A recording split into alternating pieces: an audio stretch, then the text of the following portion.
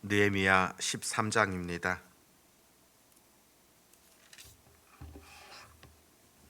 느헤미야 13장 1절에서 14절 말씀입니다. 느헤미야 13장 1절에서 14절 말씀, 우리 같이 하나님 말씀 읽도록 하겠습니다.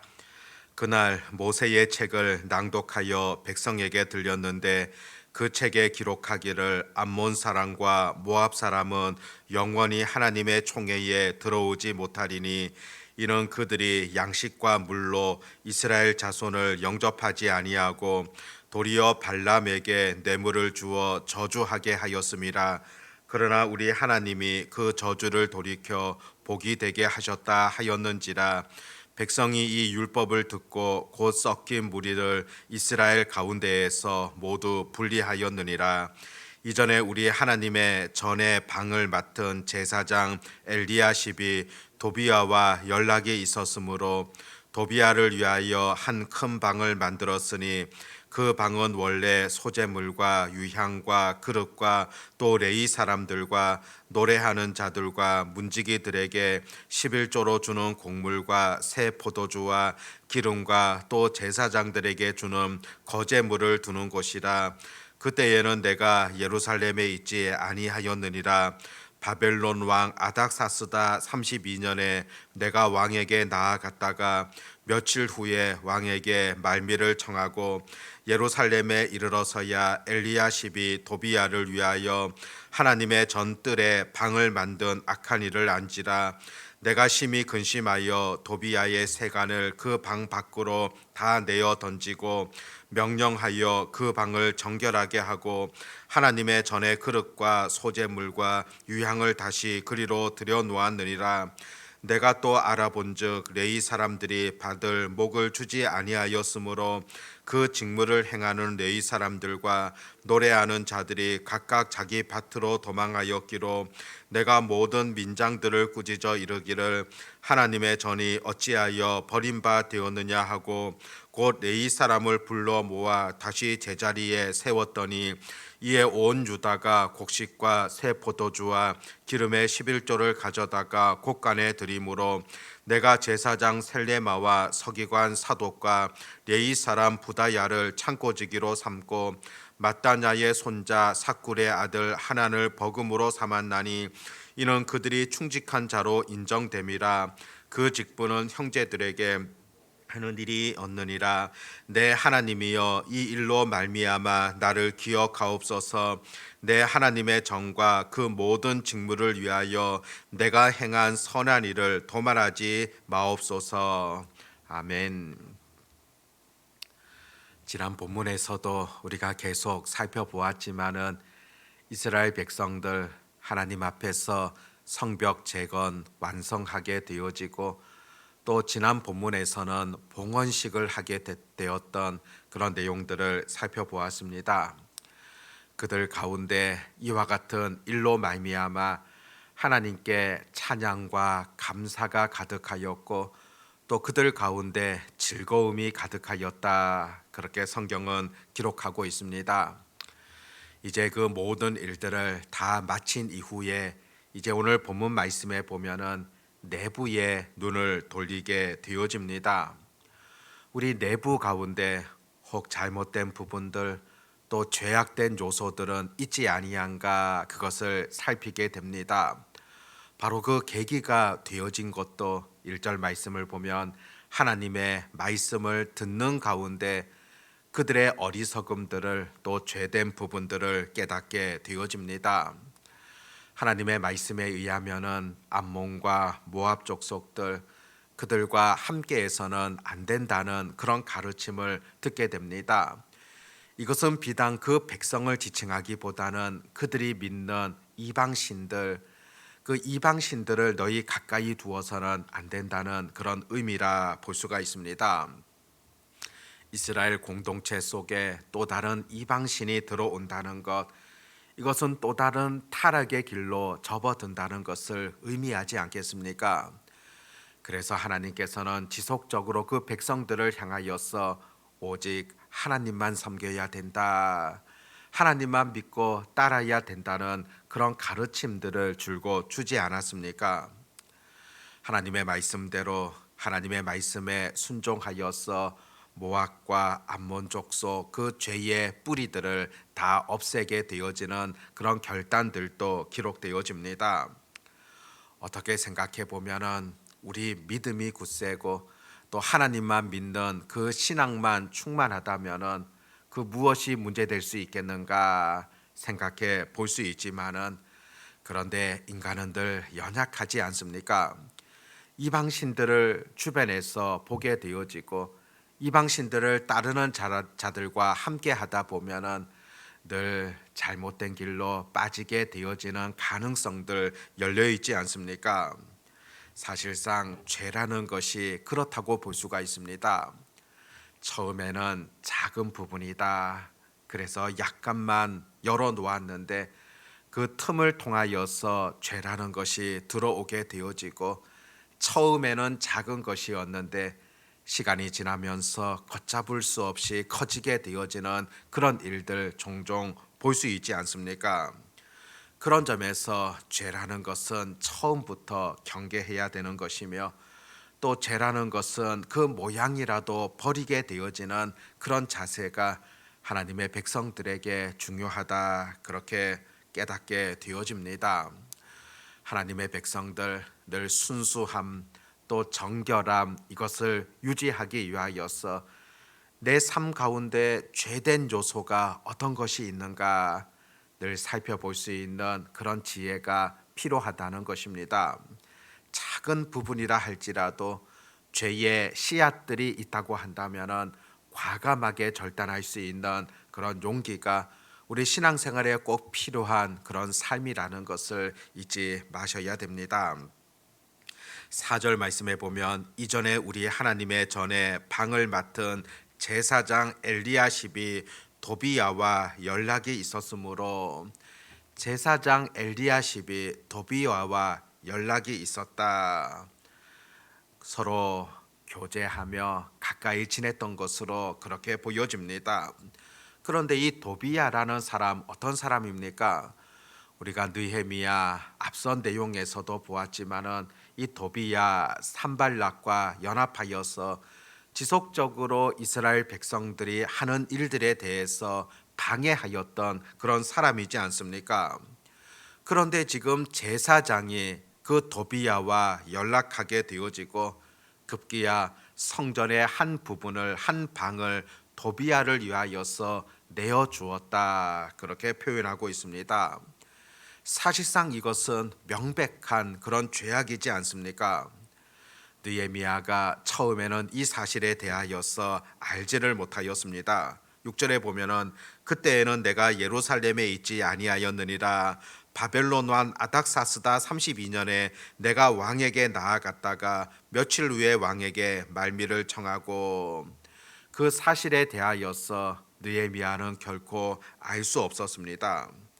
그런데 그 이후에 이 사실을 듣게 되어지고 이 느헤미야는 분노를 하게 되어집니다. 7절에 보면, 예루살렘에 이르러서야 엘리야십이 도비야를 위하여 하나님의 전들에 방을 만든 악한 일을 안지라.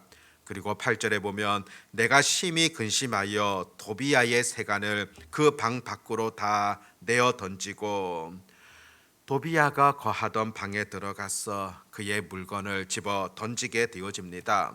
그리고서는 그 도비야를 쫓아냅니다. 9절 말씀에 보면은, 명령하여 그 방을 정결하게 하고 하나님의 전의 그릇과 소재물과 유향을 다시 그리로 들여 놓았느니라. 도비야를 쫓아내게 되어지고 원래 그 용도대로 그 방에다가 여호와의 전의 그릇들 또 번제물들, 그것을 그 안에 넣어 두었다, 그렇게 기록하고 있습니다. 하나님의 전에 결코 악한 것이 있어서는 안 되는 겁니다. 반드시 물리쳐야 되며 없애야 하지 않겠습니까? 하나님의 전에 그 죄악에 가득한 악한 자가 들어와 있다는 것, 결코 느헤미야는 용납할 수 없었다는 것입니다. 사실상 이것은 큰 잘못이라고 볼 수 있습니다. 대적하는 자들에게, 대적하는 자에게 그 성전의 한 부분을 주었다는 것, 이것은 하나님의 전을 더럽힌 것과도 같은 그런 악한 일이다, 그렇게 볼 수 있습니다.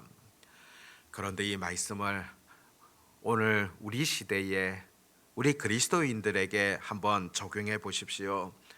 이 시대의 하나님의 전은 무엇이라고 그렇게 성경은 말씀합니까? 고린도전서 3장 16절 말씀 보면 너희가 하나님의 성전인 것과 하나님의 성령이 너희 안에 거하시는 것을 알지 못하느냐. 이 시대의 하나님의 전, 성전은 바로 우리의 심령이다. 우리 안에 바로 그 성령 하나님이 거하신다, 그렇게 표현하고 있지 않습니까? 내가 바로 하나님의 성전이라고 볼 수 있고 우리 속에 하나님의 영이 거하시게 되어집니다.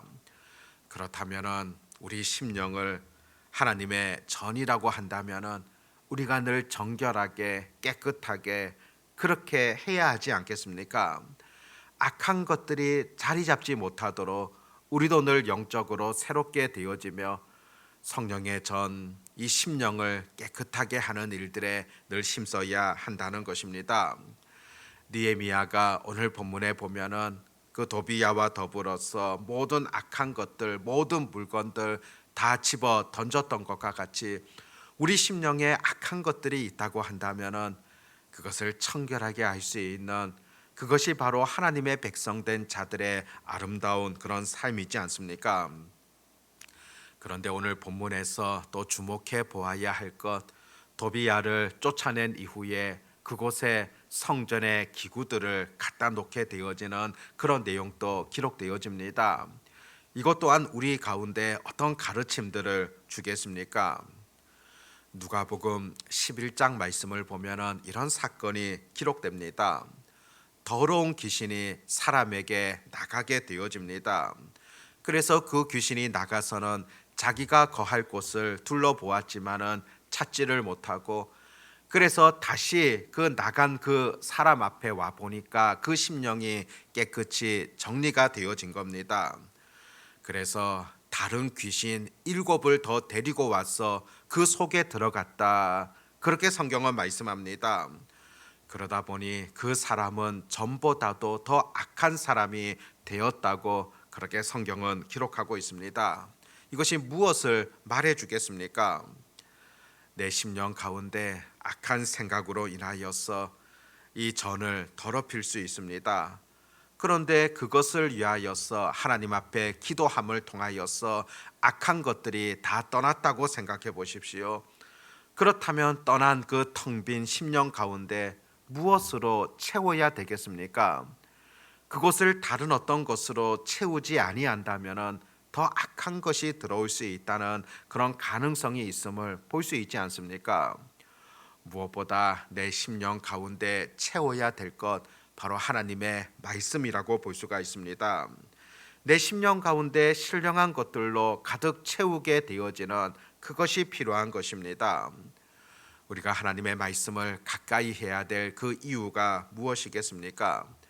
내 심령이 말씀에서 떠나지 말아야 될 그 이유가 어떤 것이겠습니까? 영적으로 그 풍성한 그와 같은 말씀들을 채우지 아니한다면은 악한 영적인 세력들은 늘 우리의 심령 가운데 잘못된 생각들, 또 죄된 마음들, 어리석은 그런 마음들을 지속적으로 심어놓기 때문입니다.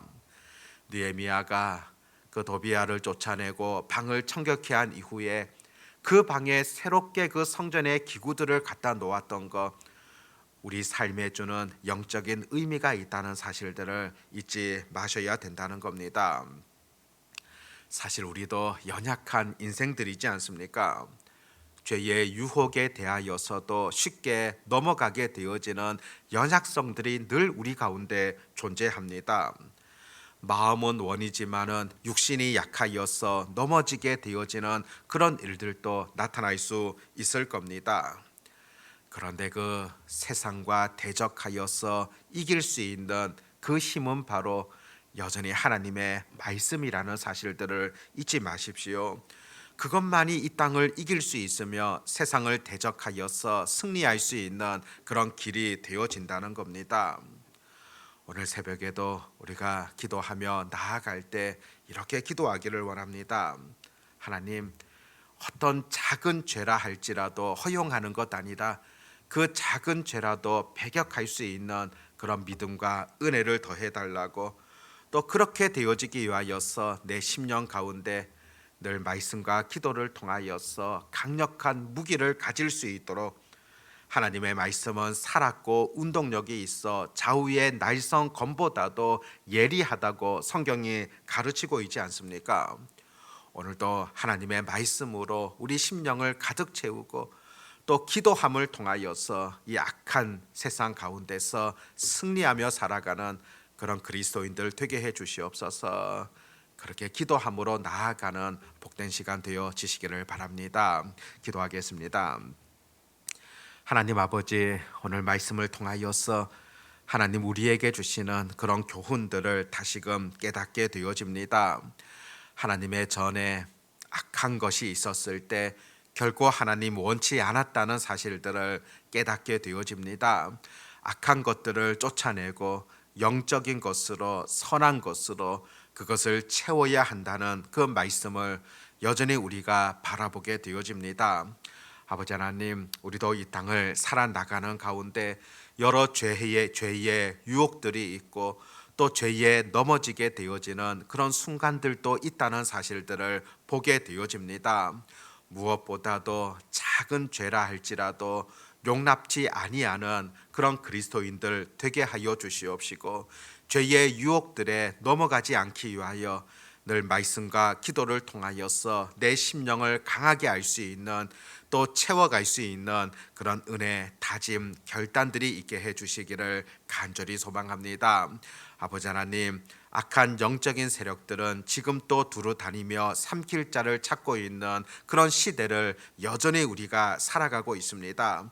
아버지 하나님, 늘 영적으로 충만케 되어지는 저희들 되게 하여 주시옵고, 그런 가운데 그 죄를 용납하는 것 아니라 믿음으로 승리하며 또 기쁨으로 이 땅을 살아갈 수 있는 그런 은혜의 백성 되게 하여 주시옵소서.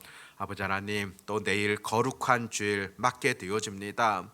형식적인 그런 주일 예배 되어지지 아니하도록 도와주시옵고, 준비된 예배를 온전히 드리게 하시고 또 하나님께서 원하시며 기뻐하시는 예배를 드리게 하시며 또 영과 진리로 드려지는 그런 예배 되게 하여 주시옵소서. 아버지 하나님, 또 내일 오후에는 또 은퇴식도 있고 또 주일학교 수료식과 성탄 발표회도 있습니다. 이 모든 행사들 가운데 주께서 함께하여 주시옵고 또 합당한 그런 은혜를 우리 모든 심령들에게 베풀어 주시옵고, 또 준비하는 모든 자들 가운데에도 기쁨으로 잘 감당할 수 있도록 친히 하나님 주장하여 주시기를 간절히 소망합니다. 아버지 하나님, 우리 흥덕 향상교회에서 자라나는 다음 세대들을 주의 능력의 손으로 늘 만져주시옵소서. 믿음으로 아름답게 잘 성장할 수 있도록 인도하여 주시옵고, 무엇보다 앞선 세대들이 우리 다음 세대를 위하여서 지속적인 관심과 사랑을 가지고 또 기도하며 함께하며 수고할 수 있도록 인도하여 주시옵소서. 오늘도 전능하신 아버지 하나님만을 온전히 의지하오며 전능하신 우리 주 예수님의 이름으로 기도드립니다. 아멘.